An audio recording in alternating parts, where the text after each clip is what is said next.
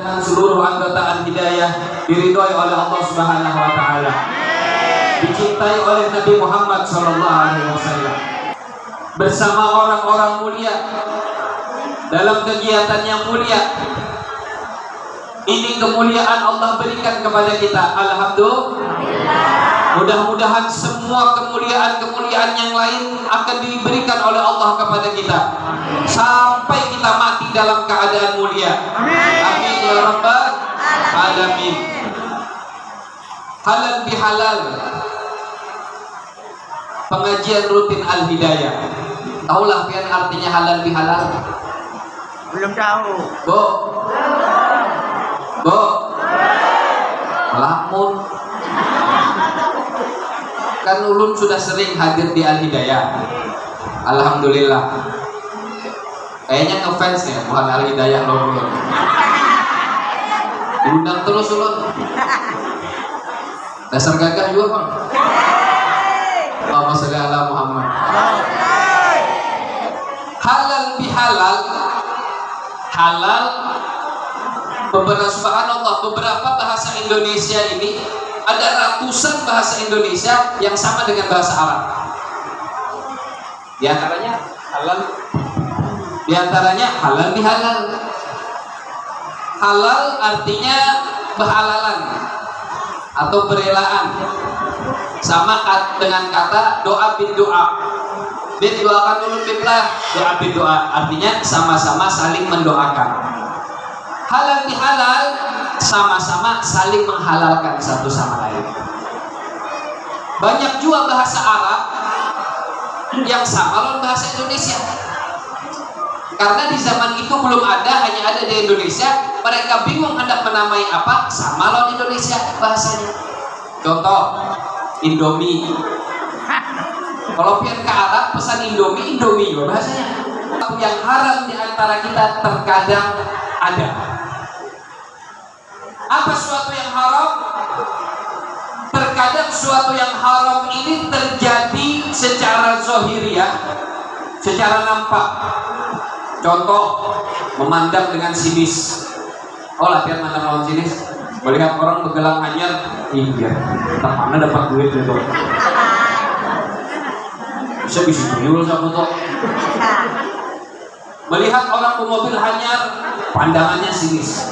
Pandangan yang seperti ini kepada saudara muslim yang lain haram hukumnya. Harus minta maaf ya. Harus minta maaf. Apalagi terkadang mengambil hak orang lain. Mengambil hak orang lain, harta, waktu, apapun itu bentuknya, mengambil harta orang lain, hak orang lain juga hal. Ini secara lahiriah atau secara zahir. Ada juga yang terjadi secara batin, seperti buruk sangka, sombong, apalagi iri, dengki, riya, ghibah, dan seterusnya, dan lain-lain dan kawan-kawan. Buruk sangka kepada orang lain hukumnya haram. Maka haram yang ada di antara kita lalu dilanjutkan dengan halal bihalal, saling menghalalkan. Tapi sayang, sebagian manusia, sebagian orang terkadang saking besarnya kesalahan orang lain kepadanya sehingga susah untuk memaafkan. Setelah bulan suci Ramadan kita jalani, bulan suci Ramadan sudah kita lewati. Alhamdulillah, kata Ibu Ketua Majelis tadi, di bulan suci Ramadan Al-Hidayah majelis sholawatnya diliburkan, diganti dengan majelis tadarusan Al-Quran. Jujur lah. Jujur. Wah ini bang, esok bang. Nah, ini kesalahan orang Indonesia itu di sini. Seakan-akan mengaji itu setahun sekali. Buka Al-Quran itu setahun sekali.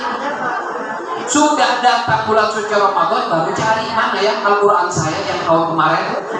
Cari di lemari kok nggak ada. Cari di atas lemari kok nggak ada. Ya, kalau cari di atas lemari coba ditiup. Barangkali sudah tertutup dengan debu. Jujur nggak ada? ini kesalahan kita. Jangan pernah tinggalkan Al-Quran, Bapak Ibu yang dirahmati oleh Allah. Jangan pernah tinggalkan Al-Quran setiap hari, walaupun hanya satu ayat setiap hari kita baca. Kalau bisa satu lembar, kalau bisa satu juz. Jangan pernah tinggalkan Al-Quran setiap hari, bukan hanya bulan suci Ramadan. Rasulullah mengatakan, inni taraktum fikum amrain in tamassaktum bihima lam tadillu ba'di wa la yatafarraqa bainahuma hatta yarudda alayya fil qaum. Kata Rasulullah, kutinggalkan kepada kalian dua perkara. Dua perkara setelah aku wafat, kutinggalkan untuk kalian dua perkara. In tamassaktum bihima lam tadillu ba'di. Kalau kalian berpegang teguh dengan dua perkara ini, maka kalian tidak akan tersesat selama-lamanya. Dan dua ini, kata Rasulullah, tidak akan terpisah selama dunia ini masih ada, sampai keduanya ini akan kembali kepadaku di telaga Al-Kautsar. Sampai kembali kepada Rasulullah di telaga Kautsar. Dua perkara. Apa itu? Kitabullah. Yang pertama adalah kitabnya Allah, Al-Quranul Karim. Yang ingin bersahabat dengan Al-Quran, yang ingin selalu membaca Al-Quran, yang selalu bertadabbur Al-Quran, dia tidak akan terpisahkan dan tidak akan tersesat selama-lamanya. Jangan namanya jadi gawi. Siap kada? Insyaallah. Sedikit aja yang siap nanti kita aja. Allahumma sholli ala Muhammad. Kitabullah wal itrati ahli baiti. Yang kedua yang tidak akan berpisah denganku sampai kembali ke telaga Kautsar, kata Rasulullah. Yang kedua adalah itrati, ikatan keluargaku atau keturunan-keturunanku. Ya, mungkin sampean karena sering bermajelis, sering mendengar hadis ini, tapi ada yang menyampaikan dengan riwayat yang lain. Ini taraktum fikum kitabullah wa sunnati. Kitab Allah dan sunnahku, kata Rasulullah. Jujur kan? Sebagian para penceramah menyampaikan seperti ini. Ada dua riwayat dalam hadis ini. Yang pertama mengatakan kitabullah wal itrati, yang kedua mengatakan kitabullah wa sunnati. Mana yang lebih sahih? Yang lebih sahih adalah kitabullah wal itrati ahli baiti. Kitabullah wal itrati ahli baiti, kitabnya Allah dan keturunan Rasulullah, ini lebih sahih hadisnya daripada kitabullah wa sunnati. Kenapa banyak para ulama, para ustaz, para kiai yang menyampaikan kitabullah wa sunnati, meninggalkan riwayat kitabullah wal itrati? Karena mereka banyak yang iri dan dengki terhadap keluarga Nabi Shallallahu Alaihi Wasallam. Tapi ulun yakin, insya Allah kita yang berada di sini semua pencinta keluarga Nabi Muhammad Sallallahu Alaihi Wasallam. Amin ya rabbal alamin. Yakin ulun, namun kadang mungkin kan undang Habib. Bujur kada?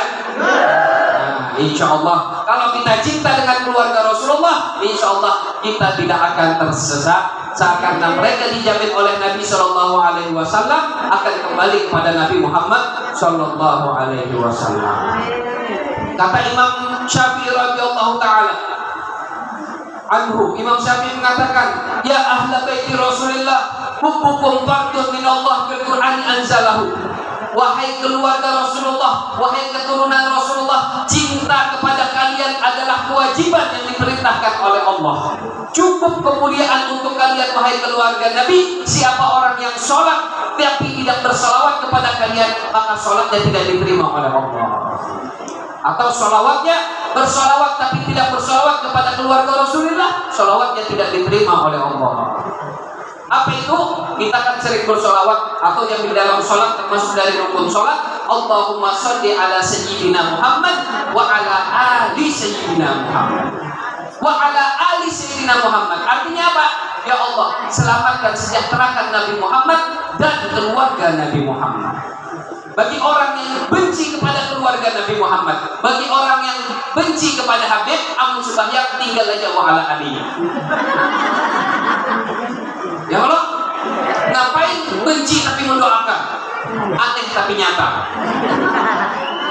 Dia nggak senang sama Habib. Habib mana kan? Ya, Habib manakah? Kalau kita tidak senang dengan pemahamannya, dengan pendapatnya, dengan sikapnya, dengan cara dakwahnya, silahkan benci sifatnya, silahkan benci cara dakwahnya, silahkan benci apa yang tidak kalian sepakat dengan kalian, tapi jangan benci dengan orangnya. Karena di dalam diri mereka di situ mengalir darah daging dan baginda Nabi Muhammad Sallallahu Alaihi Wasallam. Insya Allah ini keberkahan kita bermajelis. Amin ya Rabbal Alamin. Kenapa jadi sasar ke situ tadi? Belum hendak membahas halal bihalal. Ya. Nah, masalah Al-Quran tadi, bangkian banyak yang baca Al-Quran bulan puasa aja. Ya, oleh karena itu baca Al-Quran setiap hari walaupun kada bulan puasa. Sekarang ini zaman teknologi canggih luar biasa, alhamdulillah. Di HP pian seberatan Al-Quran ada, tinggal buka aplikasi Al-Quran muncul. Kededa juga buka di Google ada, buka di YouTube ada. Sebelum guring bisa mendengarkan Al-Quran, janganlah kita jauh dari Al-Quran. Ya. Nah, kembali ke halal bihalal, yaitu saling menghalalkan satu sama lain. Banyak dari antara kita ini yang susah memaafkan saudaranya. Ya, setelah bulan suci Ramadan kita jalani, Allah mengampuni dosa kita. Apa kata Allah? Sabda Rasulullah sallallahu alaihi wasallam, "Man qama Ramadan imanan wa ihtisaban, ghufira lahu ma taqaddama min dzambi." Siapa yang menghidupkan bulan suci Ramadan, berpuasa bulan suci Ramadan, beribadah di bulan suci Ramadan, ghufira lahu ma taqaddama min dzambi, diampuni dosa-dosanya yang telah lalu oleh Allah. Allah mengampuni dosa pian yang telah lalu, seberat apapun, sebesar apapun dosa itu. Seberat apapun, sebesar apapun kesalahan itu, kita masuk bulan suci Ramadan, ibadah bulan suci Ramadan, puasa bulan suci Ramadan, diampuni oleh Allah semuanya. Semuanya diampuni oleh Allah. Makanya Allah siapkan hari raya Idul Fitri, merayakan kefitrahan dari Allah. Seperti kita baru dilahirkan dari rahim ibu kita, kita tidak punya salah dengan Allah, tidak punya dosa dengan Allah. Kita rayakan dengan hari raya kemenangan tersebut, merayakan bahwa dosa kita semua diampuni oleh Allah Subhanahu wa Ta'ala. Alhamdulillah, urusan kita dengan Allah selesai. Allah Maha Pengasih, Allah Maha Penyayang, Allah Rahum, Allah Rahim, Allah Ghafur, Allah Maha Pengampun segala dosa hambanya. Kita yakin dosa kita diampuni oleh Allah. Tinggal satu lagi, dosa kita sesama manusia. Ini terkadang aneh. Kalau Allah Maha Pengasih, Maha Penyayang, terkadang orang yang gosipi ada penyayang, ada pengasih, ada penyayang. Sehingga dia mengatakan, aku ada rela tumpang, ada menggosipi aku. Aku ada rela tumpang kalau yang menyambati aku. Ya lah, ada lah namanya itu. Banyak. Apalagi kalau disinggung dengan singgungan yang luar biasa itu lah. Sampai ke telinganya, apa jadinya? Aku kada reda 7 turunan kada memaafkan. Subhanallah. Pernah nggak lihat mendengar ini? 7 turunan kada memaafkannya. Padahal gara-gara hutang sejutanya. Ada bayar-bayar, nang hutang salah juga, canggih. Tanggal puncak kalau hutang kalau ditagih.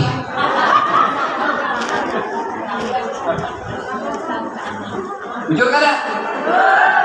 Kenapa kita manusia susah memaafkan kesalahan orang lain? Aku pipai kesalahannya tuh pokoknya kalau boleh maafkan lagi benar. Seberapa besar sih kesalahannya? Ya, ayo introspeksi diri kita. Karena ulun yakin susah memaafkan orang lain ini susah. Makanya Allah Subhanahu wa Ta'ala memberikan apresiasi yang luar biasa bagi orang yang membukakan hatinya memaafkan orang lain. Ya, diberikan oleh Allah Subhanahu wa Ta'ala kemuliaan, pahala yang luar biasa bagi orang yang memaafkan kesalahan orang lain. Ya, terkadang kita susah. Kenapa susah? Karena kesalahannya itu besar banget. Seberapa besar gerang kesalahannya? Mari kita, supaya kita bisa memaafkan kesalahan orang lain semuanya tanpa terkecuali. Lah, kalau memaafkan orang itu seberataan kesalahannya tanpa terkecuali. Ini terkadang pokoknya ulun memaafkan semua kesalahan orang ulun kecuali sekong. Anak awam memaafkan ulun itu berat benar, sampai mati ulun gak ada maafkan. Ada ulun rancak mendengar seperti itu. Subhanallah, ini orang hati batu. Kalau dihitung dosa kita lawan Allah itu lebih parah dosa kita lawan Allah, tapi Allah memaafkan. Tapi dia sombong, dia congkak, dia tidak mau memaafkan kesalahan orang lain. Ya, mari kita belajar. Mari kita belajar dari sifat Nabi Muhammad Shallallahu Alaihi Wasallam. Satu sifat ini aja. Kalau kita bisa mengamalkan sifat Nabi yang satu ini, insya Allah kita selamat. Apa itu sifat Nabi Shallallahu Alaihi Wasallam? Setelah ulun kisahkan nanti, baru kita samakan, kita kita bandingkan. Sama nggak seberat kesalahan orang lain kepada Nabi Muhammad dengan kesalahan orang lawan kita? Karena Nabi Sallallahu Alaihi Wasallam ya'fu 'anid dambi idza kana fi haqqihi wa sababi. Dari sifat Nabi Sallallahu Alaihi Wasallam, beliau Rasulullah Nabi Muhammad selalu memberikan maaf, selalu memaafkan kesalahan orang lain kepadanya. Siapapun yang bersalah kepada Nabi Muhammad dimaafkan sama Nabi Muhammad, apabila kesalahan tersebut bersangkutan dengan diri pribadi beliau. Diri pribadi beliau. Ingat, garis bawah ini, diri pribadi beliau. Terusan sifat Nabi Muhammad bukan hanya stop sampai di situ. Wa idza qudiya amrullah lam yaqum ahadun bi ghadabi. Tapi apabila kesalahan tersebut bersangkutan dengan agama Allah, dengan hukum Allah, lam yakum ahadun bi ghadabi, tidak ada seorang pun yang dapat menghentikan kemarahan Nabi Muhammad.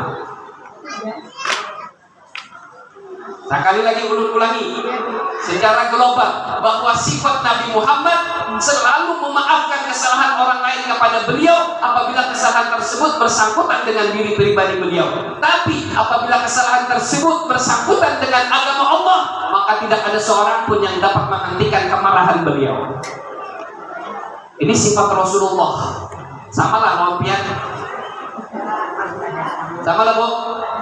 Kalau kita sebaliknya, orang pengen ngomong apa tentang agama terserah, yang penting jangan ganggu saya. Jujur kada? Ini zaman-zaman terbalik. Yang ma'ruf jadi mungkar, yang mungkar jadi ma'ruf, yang lakian jadi binian, yang binian jadi lakian. Kenapa bisa? Jadi kami lakian betapi, begamis, bagus sekali, keluar binian, subhanallah.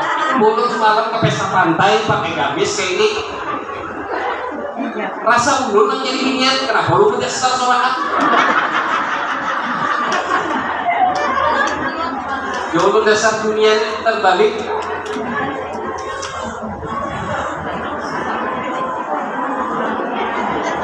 Allahumma shalli ala Muhammad.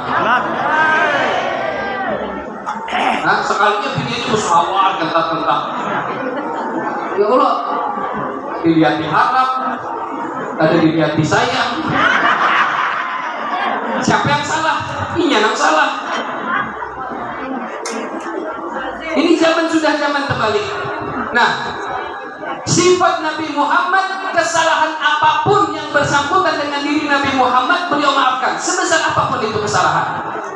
Lihat Pak, kesalahan orang lain kita sama kita ini pribadi kita sama nggak dengan kesalahan orang lain sama Nabi Muhammad? Hah? Seberapa besar sih kesalahan orang yang susah dia maafkan itu? Apakah minyak pernah meludahi pian? Pernah yang meludahi pian? Paling disambatinya, paling digosipinya, itu pun kada pasti juga bujur.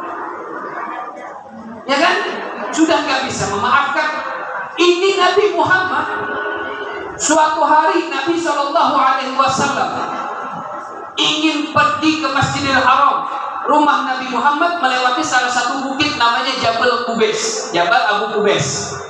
Ada itu di antara Masjid Nabawi dengan rumah kelahiran Nabi Shallallahu Alaihi Wasallam itu ada jabal, ada gunung. Nah, di situ di atas gunung ada orang Yahudi yang tinggal di atasnya. Benci sama Nabi, benci pol sama Nabi pokoknya. Saking bencinya dia, kalau Nabi pengen ke Masjidil Haram, pengen dekat Ka'bah, lewat depan rumahnya, lewat bawah rumahnya. Ini orang Yahudi keluar kepalanya untuk meludahi Nabi. Rasulullah Nabi Muhammad, wajah yang mulia, diludahi. Terkadang ludah itu mengenai badan beliau, terkadang ludah itu mengenai muka beliau, terkadang ludah itu mengenai kepala beliau. Diam aja Rasulullah.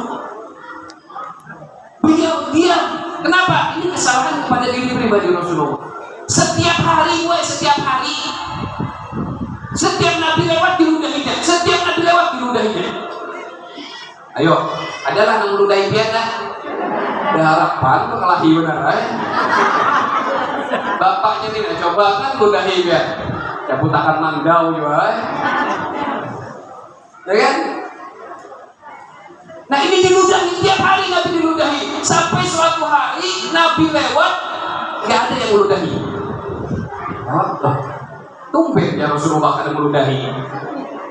Terus beliau ke masjid. Mungkin orangnya lagi nggak ada. Besok beliau lewat, nggak ada lagi. Apa orang ini sudah tobat atau gimana? Hari ketiga nggak ada yang meludahi, cari sama Nabi. Tanya sama tetangganya, mana orang yang punya rumah ini? Biasanya dia meludahi saya tiap hari. Sudah 3 hari dia nggak meludahi saya. Kemana dia? Tetangganya menjawab, wahai Muhammad, dia sedang terbaring sakit. Dia sedang sakit. Ujar orang Banjarnya garing banget, gak bisa bangun dari tempat tidurnya. Kata Rasulullah, aku ingin menengoknya, aku ingin berziarah kepadanya. Didatangi sama Nabi SAW dekat tok pintunya. Tok. Ditanya, ada suara dari dalam. Siapa? Saya Muhammad bin Abdullah. Orang ini yang garing ini mendengar Nabi Muhammad yang datang, menggetar. Gemetar dia. Habis sudah aku. Kenapa? Karena dia mengira bahwa Nabi Muhammad datang ingin membalas dendam. Wah, kalau Muhammad mau balas dendam sama aku, sekarang tidak berdaya apa-apa. Mau dibawakan sidin parang kah? Dibawakan sidin pistol kah? Aku kan mau melawan sudah ini. Terserah aja sudah. Pasrah sudah. Dibukakan pintu. Setelah dibukakan pintu, ternyata apa yang terjadi? Rasulullah bertanya kepadanya, wahai Fulan, bagaimana kabarmu? Bagaimana keadaanmu? Bagaimana kesehatanmu? Saya berdoa kepada Tuhanku, semoga Allah memberikan kesembuhan untukmu.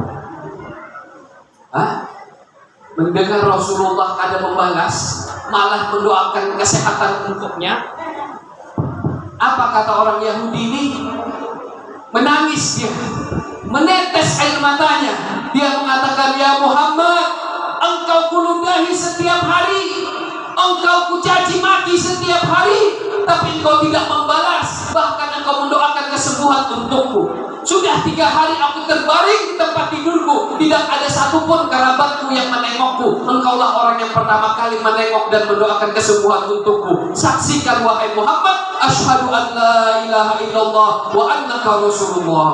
Saksikan wahai Nabi Muhammad bahwa tiada Tuhan selain Allah. Aku percaya dengan Tuhanmu Allah dan engkau adalah benar-benar utusan Allah. Masuk Islam orang tadi. Gara-gara apa orang Yahudi tadi masuk Islam? Gara-gara akhlak Nabi Muhammad SAW.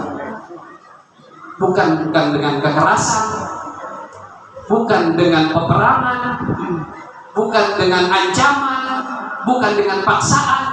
Karena akhlak Nabi SAW, satu orang Yahudi memeluk agama Islam, dimaafkan sama Nabi SAW.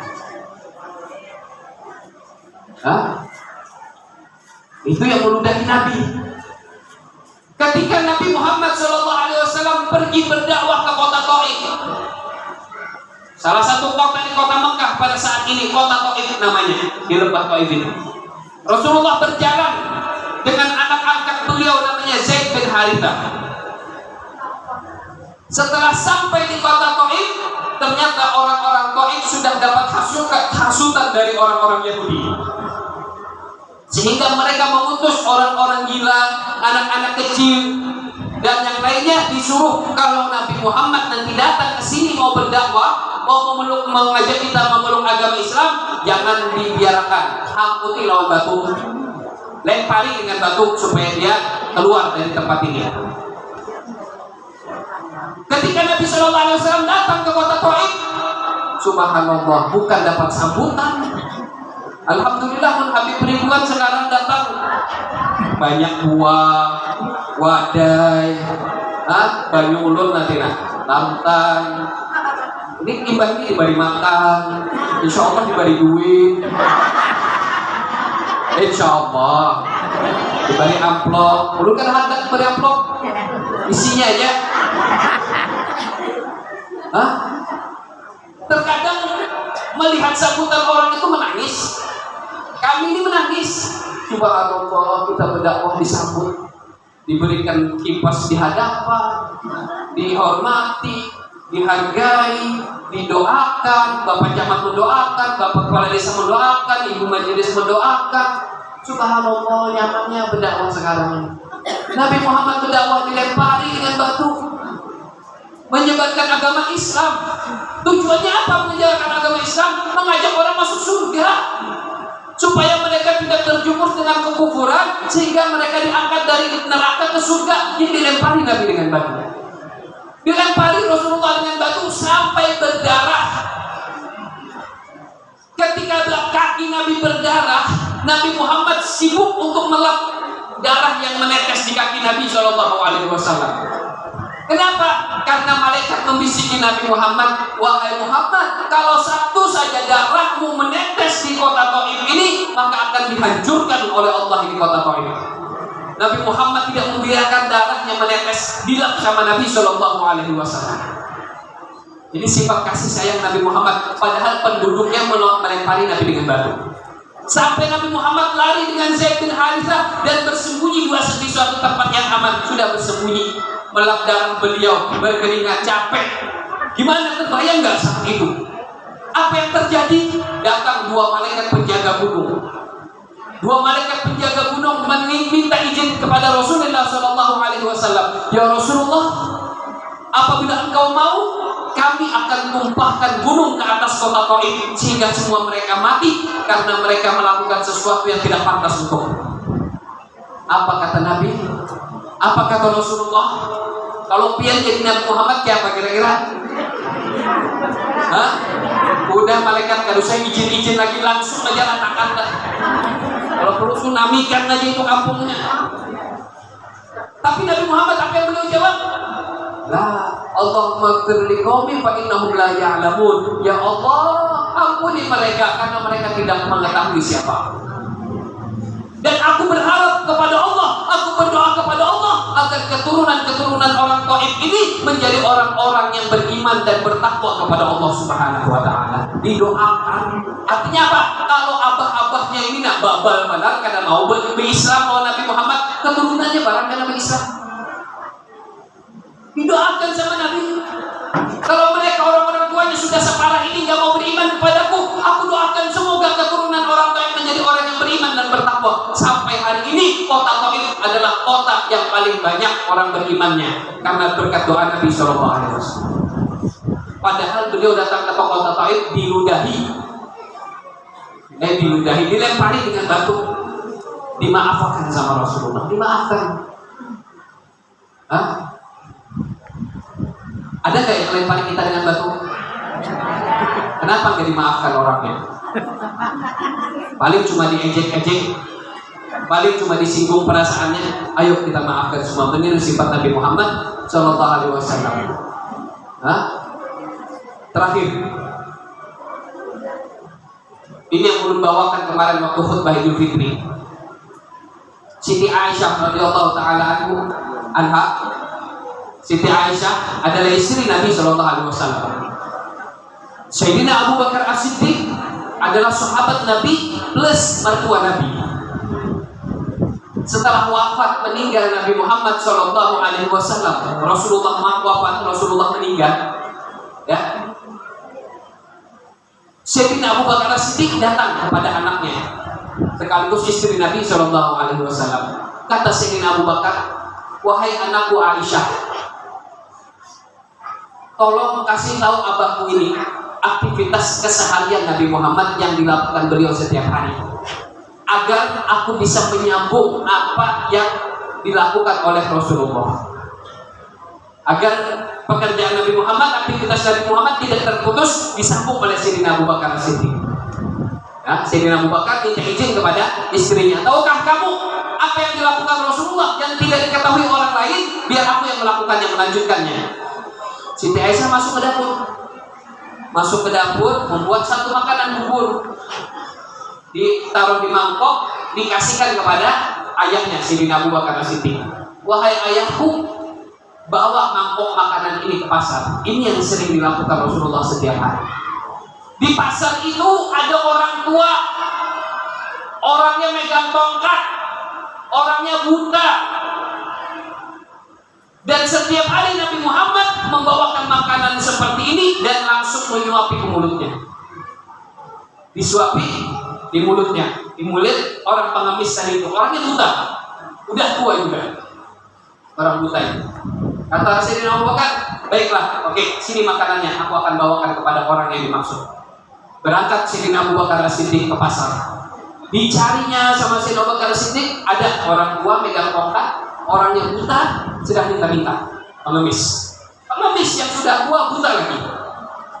Nah, ketika Sayyidina Abu Bakar As-Siddiq mendekat, dia mendengar bahwa ada orang datang, ingin menyuapi makanan. Tiba-tiba sang kakek yang buta ini berbicara, wahai anak muda, tahukah kamu dengan yang nama Muhammad? Yang namanya Muhammad itu, kalau kamu bertemu dengannya, jangan percaya. Dia adalah pendusta, dia adalah pembohong, dia adalah ini. Dicaci maki sama kakek tua ini di hadapan Sayyidina Abu Bakar As-Siddiq. Sayyidina Abu Bakar mau menyuapi gak jadi, malah sakit hati. Kok malah ngejek Nabi Muhammad? Oh, bukan, ini pasti orangnya. Dibawa itu mangkuk makanan ke rumah kembali. Dilihat sama Siti Aisyah, wahai ayah, kenapa makanannya masih utuh? Kenapa belum engkau suapkan kepada orang tua yang buta itu? Dia mengatakan, aku tidak menemukan orang tua yang kau maksud. Aku hanya menemukan orang tua yang buta. Ketika aku ingin menyuapinya, dia mengejek, mencaci maki Nabi Muhammad di hadapanku. Siti Aisyah tersenyum. Wahai ayah, dialah orang yang disuapi sama Nabi Muhammad setiap hari. Disuapi sama Nabi Muhammad dan Nabi Muhammad mencacinya setiap hari. Iya wahai ayah. Dan Nabi Muhammad tidak menghiraukan caci makiannya, tapi terus menyuapi orang tersebut. Di hadapan Siddiq, ada ujar orang lagi, menyambati di hadapan muka beliau. Ketika itu beliau memberikan suapan makanan kepada orang itu sendiri. Kalau pian kayak itu kayak apa kira-kira? Sudah terlempar mangkok di muanya. Ini diberi makan setiap hari, nggak tahu bazar. Maka Sayyidina Abu Bakar As-Siddiq kembali membawakan makanan dengan berat hati, mencoba untuk tidak mendengarkan ocehannya. Dia terus mencaci maki Nabi Muhammad, mulutnya menghina Nabi Muhammad. Sayyidina Abu Bakar langsung menyuapkan makanan ke mulutnya. Ketika disuapkan makanan ke mulutnya, orang ini menyimbah tangan Sayyidina Abu Bakar As-Siddiq. Langsung ditapaknya tangan Sayyidina Abu Bakar. Dia mengatakan, siapa engkau? Berani sekali engkau menyuapi aku tanpa izin. Oh, dasar penyalik kan? Udah tua, buta, penyalik kan? Siapa engkau? Beraninya engkau menyuapi aku tanpa izinku. Aku sudah punya seseorang yang selalu menyuapi aku setiap hari. Dia menyuapi aku dengan lemah lembut, tidak seperti engkau dengan kasar. Bahkan aku mencium bau wanginya ketika dia datang, tapi engkau tidak. Siapa engkau? Mana orang yang setiap hari menyuapi aku? Menangis Sayyidina Abu Bakar As-Siddiq. Sayyidina Abu Bakar As-Siddiq menangis mendengar ocehannya, dan Sayyidina Abu Bakar As-Siddiq mengatakan, wahai kakek tua, tahukah engkau orang yang kau cari? Tahukah engkau orang yang kau maksud? Yang wangi, baunya wangi ketika dia datang, yang menyuapimu secara lemah lembut, dialah yang bernama Muhammad yang kau caci maki sepanjang hidupmu. Allahumma shalli ala Muhammad. Orang buta ini mendengar itu adalah Nabi Muhammad yang setiap hari menyuapinya, padahal caci makinya. Dia mengatakan, la ilaha illallah Muhammadur Rasulullah. Mulai sekarang aku beriman kepada Allah dan aku bersaksi Muhammad adalah utusan Allah. Ya Allah, kenapa kau takdirkan aku buta sehingga aku tidak bisa memandang wajahnya Nabi Muhammad SAW? Bertaubat kepada Allah. Satu lagi orang itu dimasuk Islam gara-gara akhlak baginda Rasulullah SAW.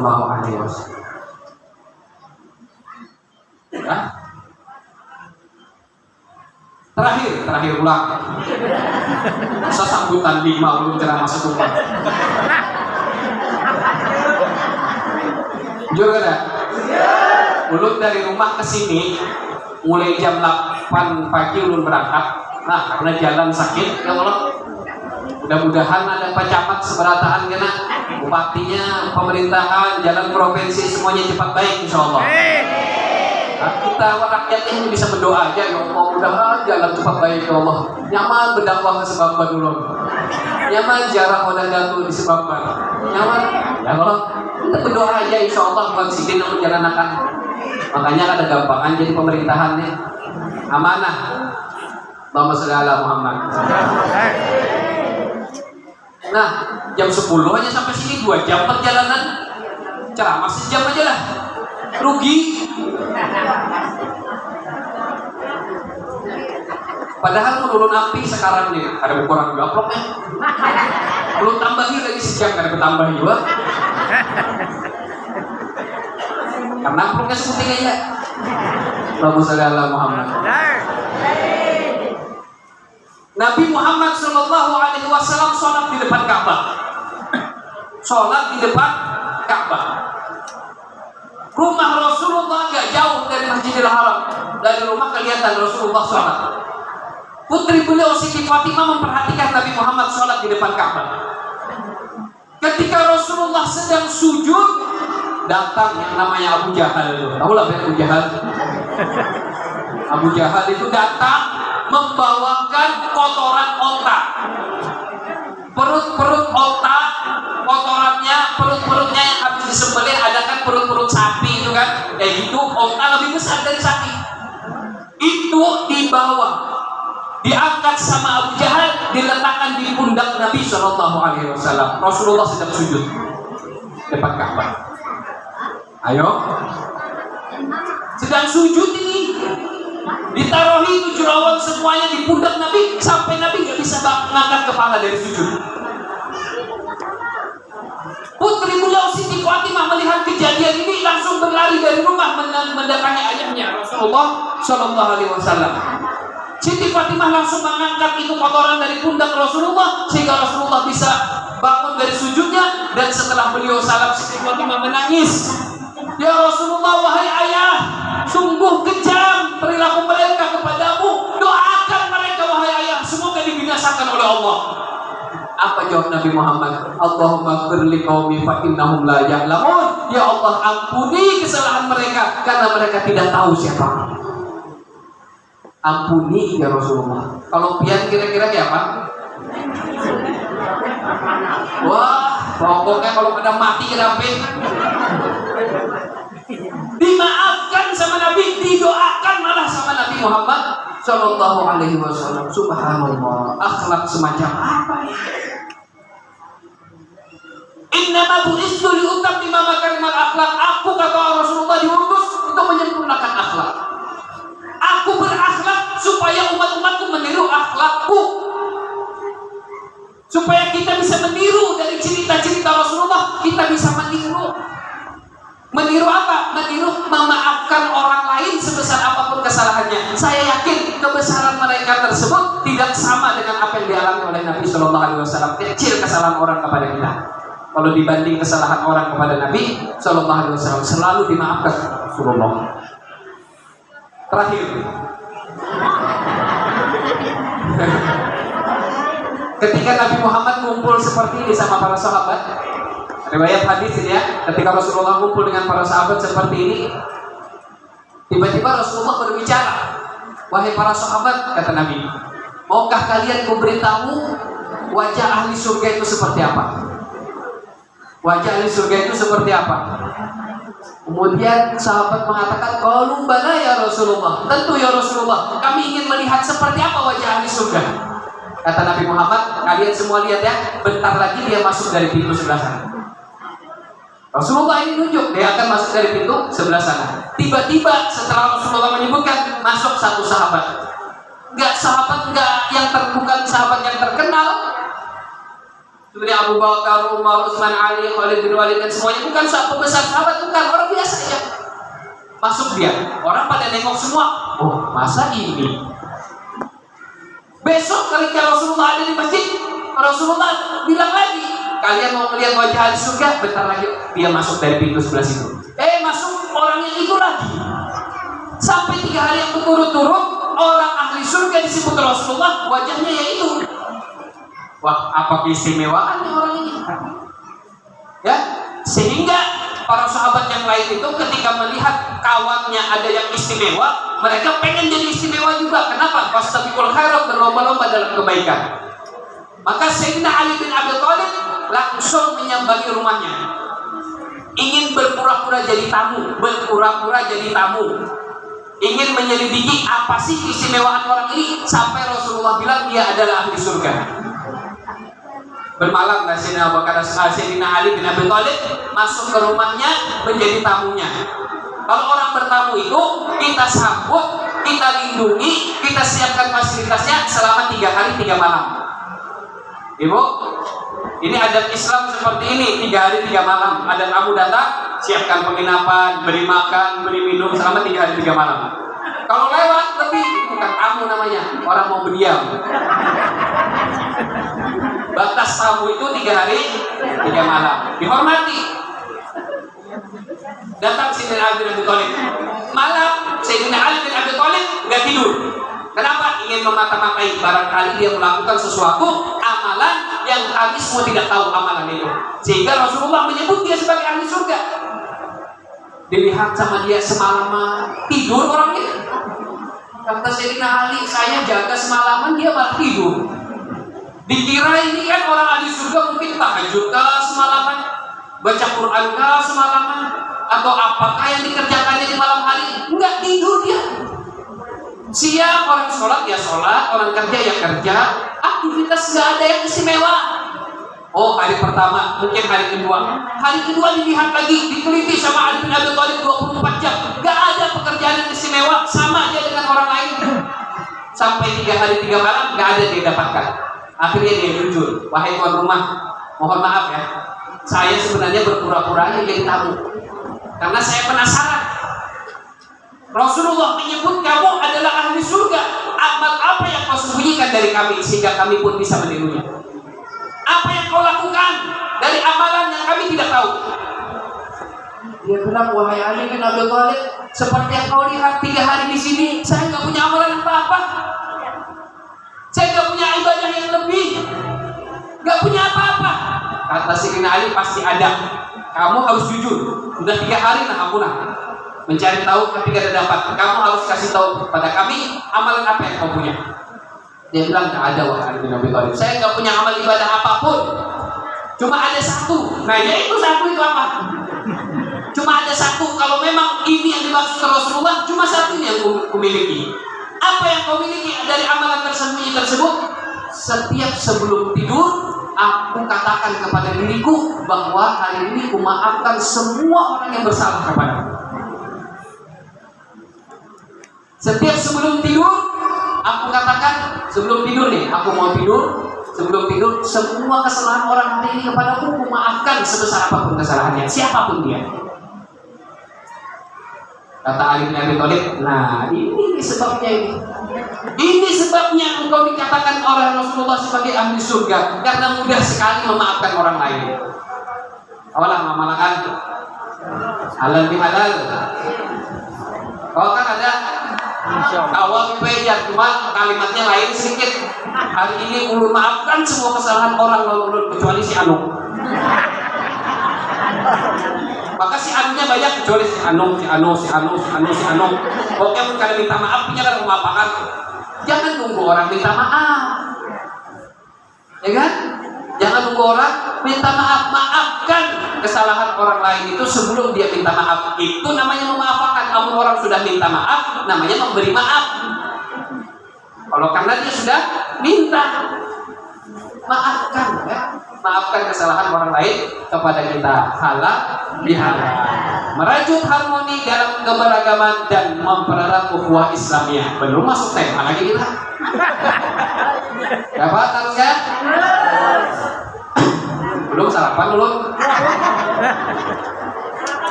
Merajut harmoni dalam keberagaman sudah dijelaskan tadi sama Ibu Ketua Majelis bahwa di sini beragam-ragam, ada Lombok, ada Jawa, ada Banjar, ada Bali Mu'allaf, ada ini segala macam, semua kita beragam di sini. Cuma keberagaman itu tidak menghalangi kita untuk mempererat ukhuwah Islamiyah.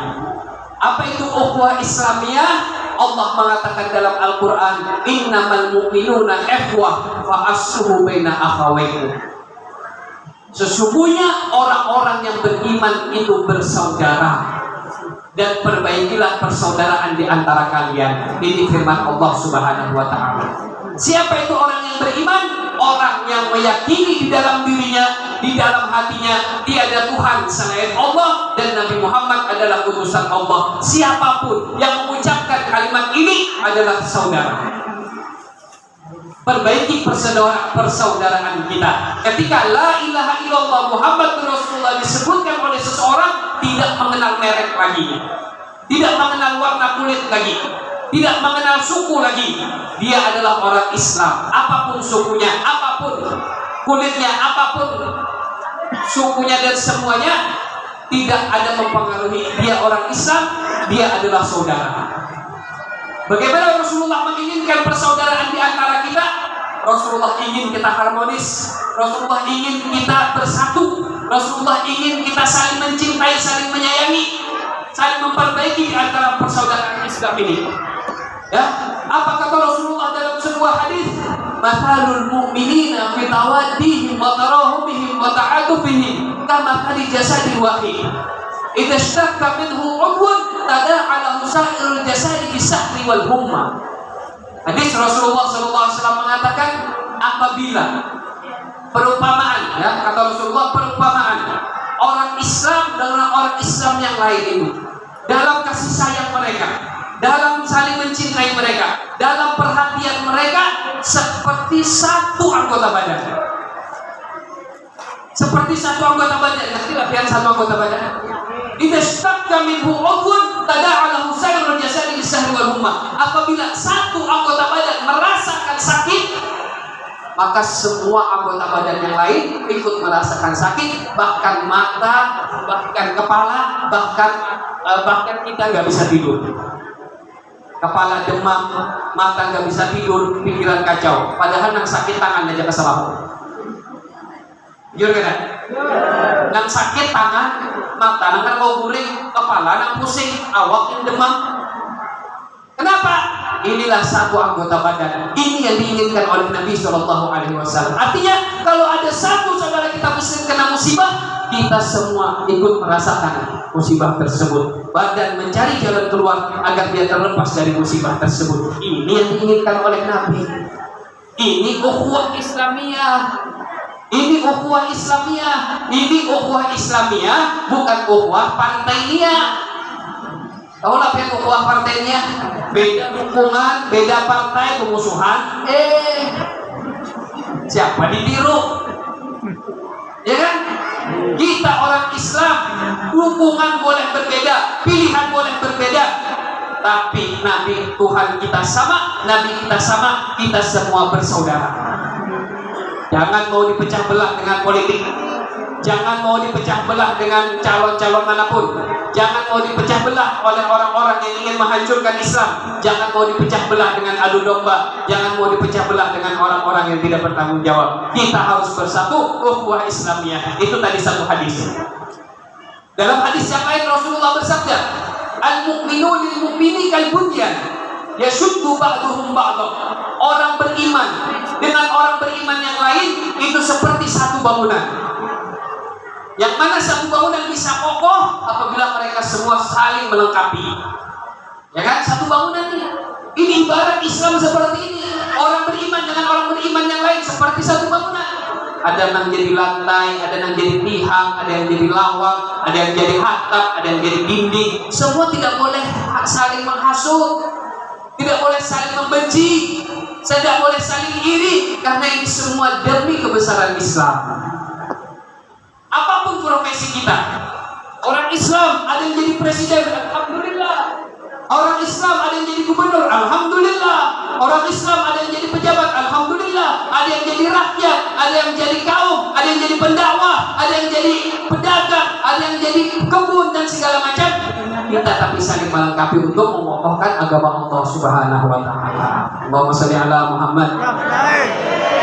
Kita ini bersaudara. Siapa yang mempersaudarakan kita? Allah. Sama pencipta Allah yang mempersaudarakan kita. Mudah-mudahan dengan perkumpulan seperti ini, ukhuwah Islam yang kita tambah kuat. Amin. Amin ya rabbal alamin. Mic-nya mati-mati terus nih kok, dia sudah nih. Terakhir.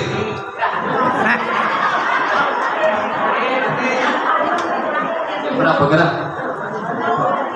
Oh, para menganjurkan kita bersaudara. Bagaimana Rasulullah mendidik para sahabat supaya perasaan ini ada di dalam hati mereka.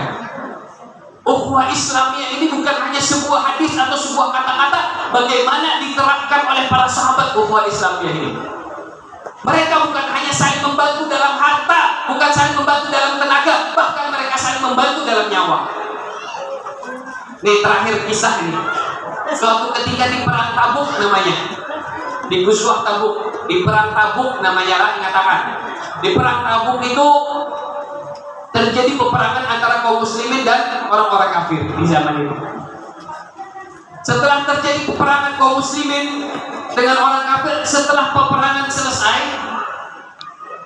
ya kan? Orang Islam kalah waktu itu kalau nggak salah, kalah di perang Tabuk. Kemudian tergelentarlah mayat di mana-mana.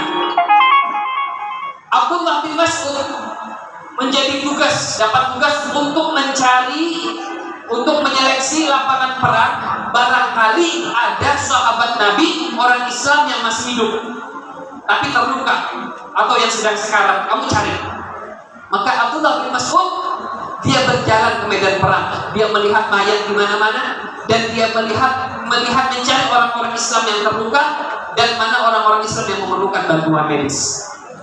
Keliling Abdullah bin Mas'ud sampai dia melihat satu orang yang berteriak, dia mendengar. Dia mengatakan, Abdullah bin Mas'ud, Abdullah bin Mas'ud. Orang ini sedang sekarat dan dia sudah terluka banyak, sudah banyak keluarkan darah dan dia kehausan pengen minta air. Dia bilang, wahai Abdullah bin Mas'ud, bawakan aku segelas air, sungguh aku sangat haus.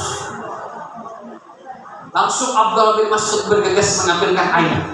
Setelah dia mengambilkan air, dia mau memberi air ini kepada orang tersebut yang kehausan. Tiba-tiba di sebelah ada lagi orang teriak, wahai Abdullah bin Mas'ud, berikan air itu kepadaku, aku lebih haus, aku juga sangat haus.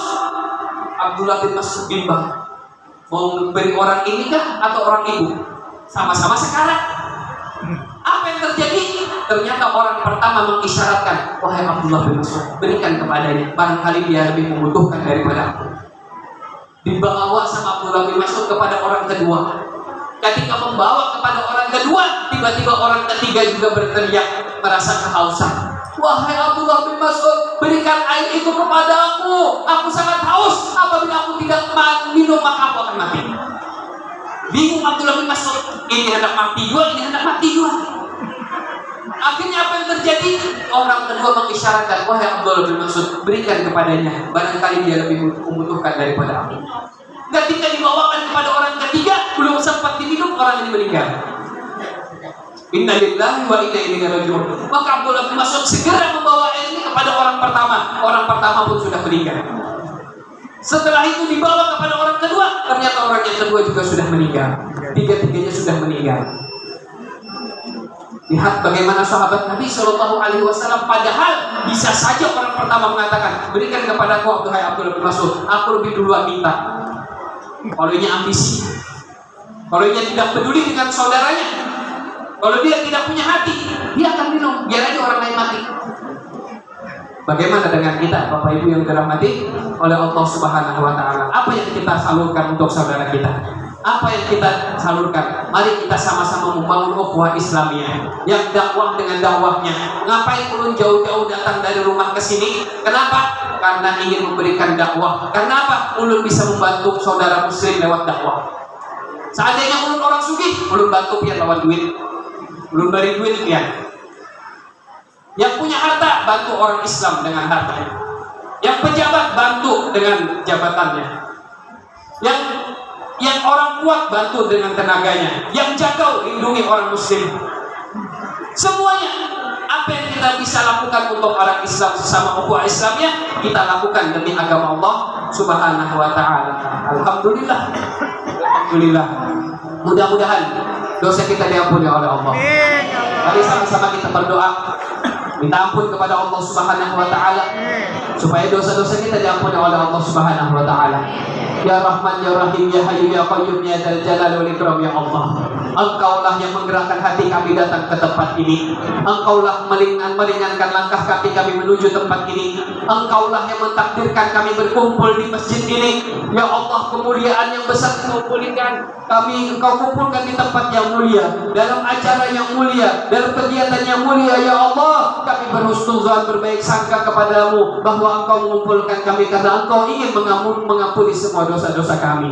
Engkau ingin mengabulkan segala hajat-hajat kami. Engkau ingin mempermudah segala urusan-urusan kami. Ya Rahman ya Rahim ya Hayyu ya Qayyum ya Dzal Jalali wal Ikram. Semua kami yang hadir di sini mempunyai cita-cita, mempunyai permohonan, mempunyai doa.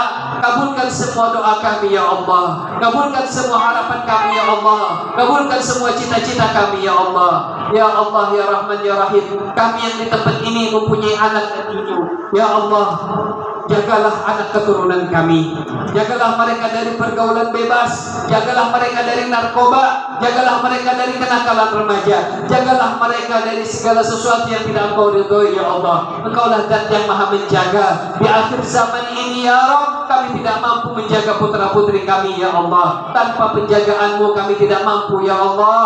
Jagalah anak-anak kami. Jadikan anak-anak kami anak-anak yang soleh dan solehah. Jadikan mereka anak-anak yang berbakti kepada orang tua. Jadikan mereka anak-anak yang takwa kepadamu ya Allah. Jadikan mereka anak-anak yang cinta kepada Nabi Muhammad. Jadikan mereka orang-orang yang berguna untuk nusa dan bangsa dan agamanya ya Allah. Ya Rahman ya Rahim, kami semua akan meninggalkan dunia ini. Ketika kami wafat ya Allah, matikan kami dalam keadaan husnul khatimah. Matikan kami dalam keadaan husnul khatimah. Matikan kami dalam keadaan husnul khatimah. Ya Allah ya Rahman ya Rahim ya Hayyu ya Qayyum. Kami bermajlis setiap bulan. Kami bermajlis berpindah-pindah mengagungkan nama Nabi Muhammad, bersalawat kepada Nabi Muhammad, memuji Nabi Muhammad. Tidak lain karena kami rindu kepada Nabi Muhammad.